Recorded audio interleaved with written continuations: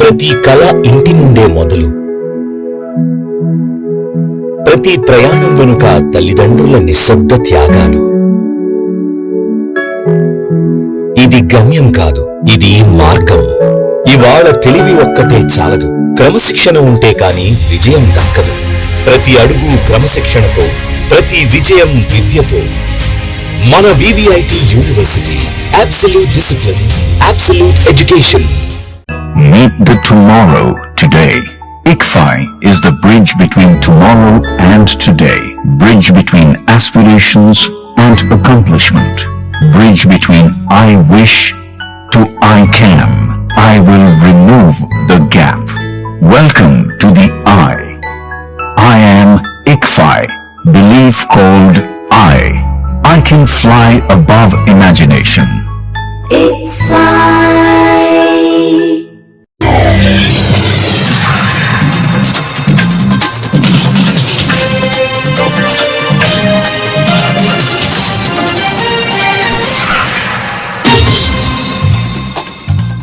నమస్కారం, city news తెలుగుకి స్వాగతం. ఈనాటి వార్తా విశేషాలు. కూటమి ప్రభుత్వం చేపడుతున్న డిఎస్సి ఉద్యోగాల నియామకాలపై వైఎస్ఆర్సీపీ నేతలు ఉద్దేశపూర్వకంగా దుష్ప్రచారం చేస్తున్నారని కృష్ణా జిల్లా తెలుగు యువత అధ్యక్షులు దండమూడి చౌదరి తీవ్ర స్థాయిలో ధ్వజమెత్తారు.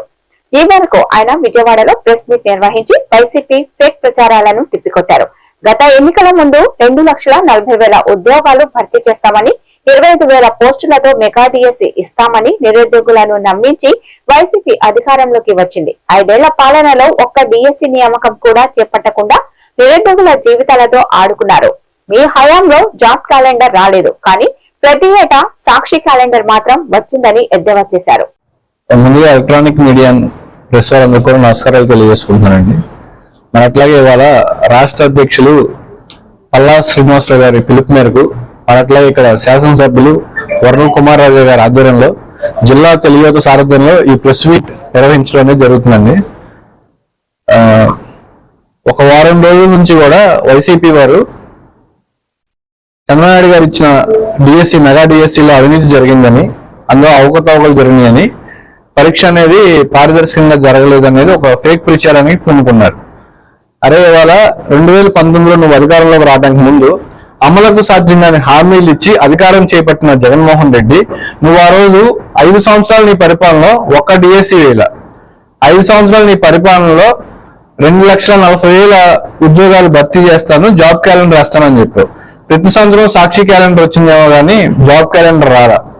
ఒక్కటంటే ఒకటి, ఆ రోజు నువ్వు అధికారంలోకి రావడానికి ముందు అక్షరాల 25,000 పోస్టులు ఖాళీ నేను రాగానే డిఎస్సి వేస్తానని చెప్పిన గనుడివి ఒక్కటంటే ఒకటి ఎగిపోగా, మరి ఇవాళ ఆ రోజు యువత కానివ్వండి, నిరుద్యోగులు కానివ్వండి, డిఎస్సికి అప్లై చేస్తున్న వారి కష్టాలను చూసి ఏదైతే మా యువనేత నారా లోకేష్ గారు సుదీర్ఘ యువగలం పాదయాత్రలో ఆయన ఒక హామీ ఇచ్చాడు. ఆ రోజు మేము ఎప్పుడు అధికారం చేపట్టినా కూడా డిఎస్సి వేస్తామని చెప్పి ఆ మాటకు కట్టుబడి, ఆ మాట మీద నిలబడి జూన్ 4వ తారీఖున అధికారం చేపట్టిన తర్వాత మొదటి సంతకం డిఎస్సి మీద పెట్టి 16,000 పోస్టులకి భర్తీకి శ్రీకారం చుట్టిన వ్యక్తి ఎవరైనా ఉన్నారంటే నారా చంద్రబాబు గారు అని చెప్పని ఈ సభాముఖంగా గర్వంగా తెలియజేసుకుంటున్నాను. మరట్లాగే సంతకం పెట్టి పోస్టులు భర్తీ చేస్తూ అందులో భాగంగా వెంటనే మొత్తం ఒక 5 లక్షల మంది ఆ రోజు నోటిఫికేషన్ జారీ చేస్తే అప్లై చేసుకున్నారు. మీ అందరూ తెలిసిందే. అందులో 3,75,000 మంది పరీక్ష రాస్తే ఈ మొత్తం ప్రక్రియ అంతా కూడా 148 రోజుల్లో చాలా పారదర్శకంగా, అంటే ఇవాళ పేపర్ లీకేజ్ అన్నారు, ఆధారాలు ఉన్నాయా? సిబిటి కంప్యూటర్ బేస్డ్ టెస్ట్ ఆధారంతో 1:1 రేషియోలో అప్లై చేసిన వారికి కూడా ప్రాధాన్యత కల్పిస్తూ వారి జిల్లాలోనే ఎగ్జామ్ రాసే యోచనలో కూడా ఆ రోజు ప్రభుత్వం వారు కల్పిస్తుంది జరిగిందండి. అంటే ఎంత పారదర్శకంగా, ఎంత నీట్ గా. అరే ఎప్పటి డిఎస్సి నువ్వు ఎప్పుడు అధికారం చేపట్టావు జగన్మోహన్ రెడ్డి?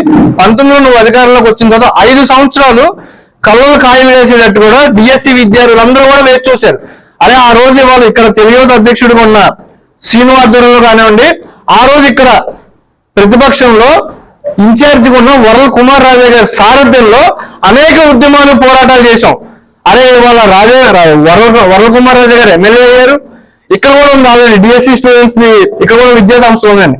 చాలా మందికి పోస్టులు ఇచ్చి ఇవాళ సంతోషంగా ఆ పోస్టులన్నీ చేసుకుంటూ చాలా శుభ్రంగా ఉన్న తరుణంలో ఇవాళ ఒక ఫేక్ ప్రచారం, అంటే అవకతవకలు జరిగినాయి అని, ఇంకోటి అందులో డబ్బులు తీస్తున్నారని నిరూపించగలుగుతున్నారా? అంటే ఊరిని ఒక గుడ్డ కాల్చి మా మీద వేసేస్తే ఇవాళ మేము దాన్ని క్లియర్ చేసుకోవాల్సిన పరిస్థితి ఏర్పడింది. నేను జిల్లా తెలుగు ఆధ్వర్యంలో ఇక్కడ పామర్లోనే కాదండి, గత వారం రోజుల నుంచి కూడా ప్రతి నియోజకవర్గంలో పత్రికా విలేకరుల సమావేశాలు పెట్టుకుంటూ దీన్ని బలంగా జనాలు వైఎస్ఆర్ పార్టీ రాజకీయ పార్టీ కాదని అది ఒక అబద్ధాల ఫ్యాక్టరీ అని గుడివాడ ఎమ్మెల్యే వెనిగండ్ల రాము అన్నారు. ప్రజలు అమాయకులు కాదని 2019లో ఆ పార్టీని గెలిపించి తప్పు చేశామని తెలుసుకుని 2024లో తెలుగుదేశం పార్టీని గెలిపించారని అన్నారు.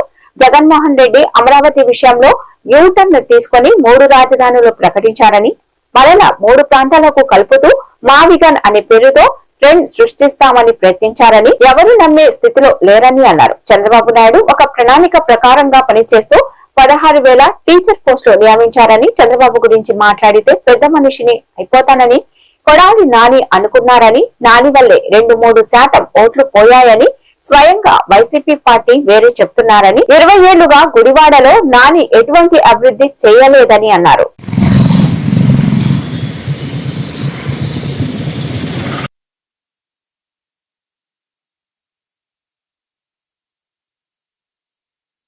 గతంలో కూడా చెప్పాం, అమరావతి యూటర్న్ అనేది లేదు, మాకు అమరావతి అన్నారు. అమరావతి నుంచి తీసేసి అంటే పాయింట్లెస్ గా ఏదో ఒకటి మాట్లాడేది పెద్ద గొప్ప విషయం అన్నట్టు చేసుకుంటూ వస్తున్నాం. మావిగన్ అంట, మావిగన్ అనేది దాంట్లో ఏమన్నారు, ఏమన్నా మూడు ఊరి పేర్లు చెప్పి, ఈ 3 ఊరి పేర్లు చెప్పి మావిగన్ అనేది ఏదో ఒక పెద్ద ట్రెండ్ అయిపోతుంది అనేది దాంట్లో తీసుకొచ్చేస్తున్నాం అనేది చదువుతుంటే ఎవరు నమ్ముతాడు? బేసిక్ గా దాంట్లో ఏం చేద్దాం అనుకుంటున్నారు, ఏం చేస్తున్నారు. ఇప్పుడు చంద్రబాబు గారు ఏదైనా పని చేస్తే స్పష్టమైన పద్ధతి ప్రకారం చేసుకుంటూ వెళ్తారు, చాలా క్లియర్ గా చేసుకుంటూ వెళ్తారు. బేసిక్ ఏదైనా కానీ చేసే పని మనకి ఇప్పుడు అమరావతి కడుతున్నాం అంటే దాంట్లో ఏం కడుతున్నాం, ఏం తీసుకొస్తాం, ఎలా అభివృద్ధి చేద్దాం అనేది, రాష్ట్రం మొత్తం అలా అభివృద్ధి చేస్తాం అనేది కూడా పూర్తి ప్రణాళికలన్నీ క్లియర్ ఇచ్చుకుంటూ వచ్చారు. మొత్తం సూపర్ 6 అంటే సూపర్ ఫ్లాప్, సూపర్ 0, సూపర్ 6 అంటే సూపర్ 0 అంటే ఏంటి, అసలు సూపర్ 6 అంటే ఏంటో కూడా తెలుసా మీకు? ఏమేం చేసామో తెలుసా? ఏది చేయలేదో మీకు ఏమైనా ఐడియా ఉందా? అలాగే నిన్న చూసుకుంటే ఏ పిచ్చి మాటలు ఏంటి, ఇప్పుడు మనకి 16,000 మంది టీచర్ని రిక్రూట్ చేస్తే దాంట్లో ఏదో అవినీతి జరిగింది అంటారు. ఏం అవినీతి జరిగింది? స్పష్టంగా నేను అన్నా, మా కార్యకర్తలు బోల్డ్ అంతమంది వచ్చి బతిలాడారు, సార్ ఎట్టగొట్ట మమ్మల్ని మా వాళ్ళే రాశారు, మా భార్య రాసింది, మా మేనగోడలు రాసింది, మా అమ్మాయి రాసింది అనుకో. ఎక్కడో రాష్ట్రంలో చంద్రబాబు గురించి మాట్లాడితే నేను పెద్దన్న అయిపోతాను అనుకుంటా అన్నాడు. అది ఇప్పటికన్నా తెలుసుకో. బేసికలీ వైసీపీ పార్టీ వాళ్ళే చాలా మంది వెరీ క్లియర్ గా చెబుతా ఉన్నారు, వీడి వల్లే మాకు కనీసం 2-3% ఓట్లు పోయినాయి మాకు. బేసిక్ గాని అంత పనికి మళ్ళీ బేసిక్. పైగా వచ్చి మా పార్టీలో ఏం జరుగుతుందో వెళ్ళిపోయింది బేసిక్. దీంట్లో వచ్చి ఓకే వీళ్ళు మేధావులు వీళ్ళకి నాకు సీట్ రాదంట, వెంకటరావు సీట్ లేదంట. వీళ్ళు అనౌన్స్ చేసేస్తారు మా పార్టీ కూడా బేసిక్గా. ఓకే మేము సీట్ల కోసం పనిచేయట్లే, జనాల కోసం పనిచేస్తున్నాం. వెరీ క్లియర్గా చెబుతున్నాం బేసిక్గా. నీకు సీట్ ఉందో లేదో చూసుకున్నాం, నిన్ను తీసేస్తున్నారు అనేది ఎవరికైనా తెలిసిందే. టోటల్గా 0 అయిపోయావు బేసిక్గా. అని మనుషులకి ఎవరికైనా కనపడుతున్నావా? చంద్రబాబు వెన్నుపోటుకు 2 ఏళ్లు అనే నినాదంతో నిరసనలు చేపట్టనున్నట్టు గుడివాడలోని వైఎస్ఆర్సీపీ కార్యాలయంలో నిరసన కార్యక్రమాలకు సంబంధించిన పోస్టర్లను ఆవిష్కరించారు. ఈ సందర్భంగా మాట్లాడుతూ కూటమి ప్రభుత్వం బడుగు బలహీన వర్గాలకు ఇచ్చిన ఏ ఒక్క హామీని కూడా నిలబెట్టుకోలేదని, ప్రజలను ఘోరంగా వంచిందని మండిపడ్డారు. చంద్రబాబు నాయుడు వైఖరిని, ప్రభుత్వం చేసిన మోసాలను జూన్ 4వ తేదీ నుంచి 12వ తేదీ వరకు నిరసన కార్యక్రమాల ద్వారా ప్రజలకు వివరిస్తామని స్పష్టం చేశారు.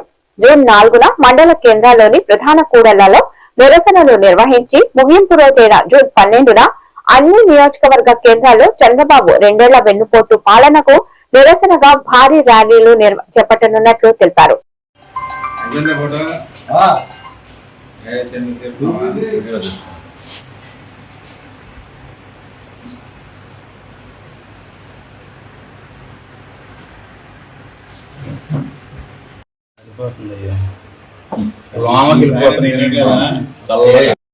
సెకండ్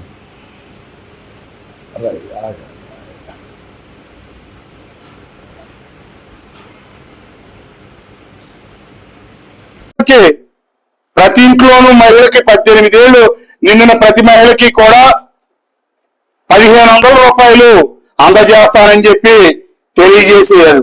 అదేవిధంగా బీసీ మహిళలకి 60 ఏళ్ళు దాటిన తర్వాత ఉండే వృద్ధాప్య పెన్షన్ ని 50 ఏళ్లకే తీసుకువచ్చి ఇస్తామని చెప్పారు. అదేవిధంగా నిరుద్యోగులకి నిరుద్యోగ వృత్తి ఇస్తామన్నారు. వీటన్నిటినీ కూడా మేము ఎక్కడికి వెళ్ళినా కూడా ప్రజల్లోకి వాళ్ళు అడుగుతా ఉన్నారు, బాబు ఇట్లా మేము మోసపోయాం, అలవకాని హామీలు ఇచ్చారు, మాకు పెన్షన్ ఎప్పుడు వస్తుంది, మా ఇంట్లో ఆడపిల్లలకి డబ్బులు ఎప్పుడు వస్తాయి, నిరుద్యోగులకి నిరుద్యోగ వృత్తి ఎప్పుడు వస్తాయని చెప్పి ఈ రోజు రాష్ట్ర ప్రజలందరూ కూడా ఎదురు చూసే పరిస్థితి. అన్ని అబద్ధపు హామీలు ఇచ్చి ఈ రోజు అధికారంలోకి వచ్చి వాళ్ళ ఇష్టారాజ్యంగా డబ్బంతా కూడా అమరావతిలో పెట్టి వాళ్ళు పంచుకుంటమే సరిపోతా ఉంది. పేద పడుగు బలహీన వర్గాలను పట్టించుకునే పరిస్థితి లేదు. ఈ రోజు దాని మీద రాష్ట్ర వ్యాప్తంగా కూడా నిరసన కార్యక్రమాలని ఇదే మొదలు.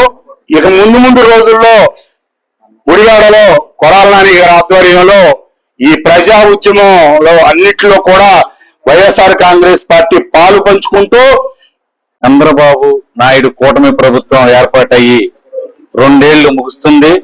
అలాగే చంద్రబాబు వెన్నుపోటుకు 2 ఏళ్లు అనే కార్యక్రమం ద్వారా మేము ఈ రోజు మరి ఈ పోస్టర్ ని విడుదల చేయడం జరిగింది.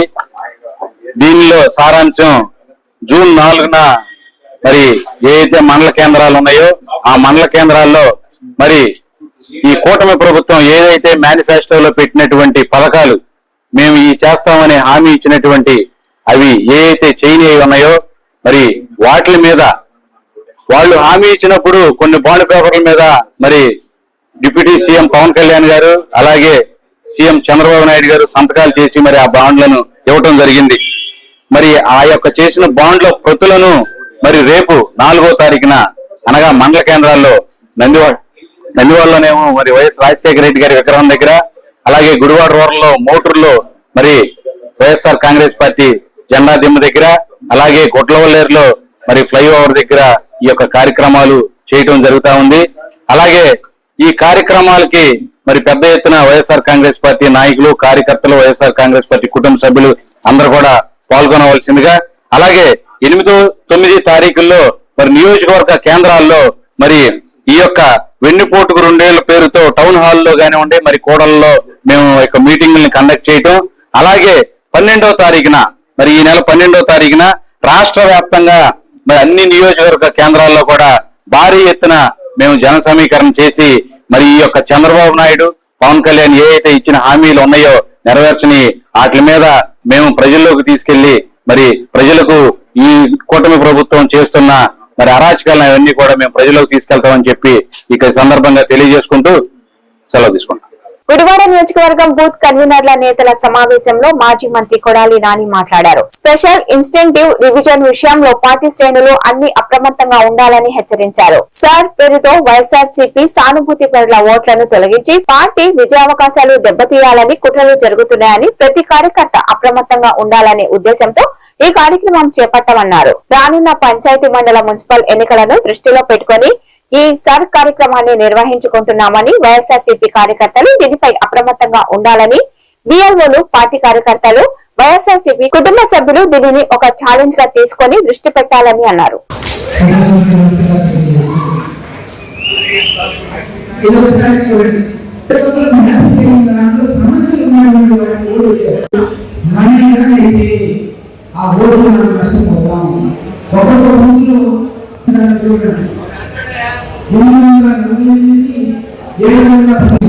ఇవన్నీ కూడా మీకు బియ్యం ఇస్తాను, వాళ్ళ దగ్గర మీరు తీసుకోవచ్చు. అర్థమై 2002 ఓటర్ లిస్ట్ లో ఉంటుంది. ఓటర్ లిస్ట్ లో ఎడిట్ నంబర్ ఉంటే సరిపోతుంది.